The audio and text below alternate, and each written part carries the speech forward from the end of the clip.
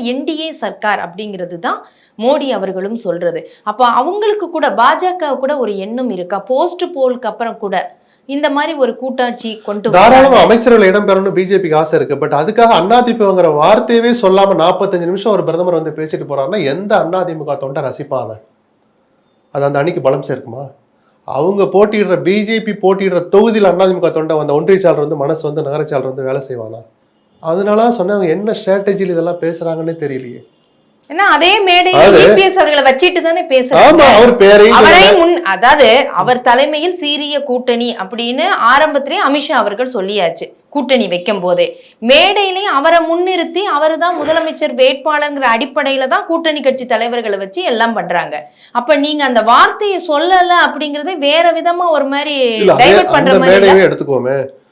அன்புமணி வெளிப்படையா சொல்றாரு, இவர் தலைமையில் ஆட்சி அமைப்போம் உழைப்போன்னு சொல்றாரு. மற்றவங்களும் சில பேர் சொல்லியிருக்காங்க. 45 நிமிஷத்துல எடப்பாடி முதலமைச்சர் வேட்பாளர்லாம் பெரிய வார்த்தை ஏடிஎம்கேன்னு 4 எழுத்து அவர் சொல்லவே இல்லை. ஆனா அது முதல் பிரச்சார கூட்டம். எப்படி அதிமுக தொண்டை சகிச்சுக்குவான்? யோசிச்சு பாருங்க. இது ஒரு ஸ்ட்ராட்டஜின்னு சொன்னா என்னால அந்த ஸ்ட்ராட்டஜிங்கிற வார்த்தையை ஏத்துக்கவே முடியல. ஏன்னா எந்த வகையிலும் அந்த கூட்டணிக்கு அது பலனளிக்காது.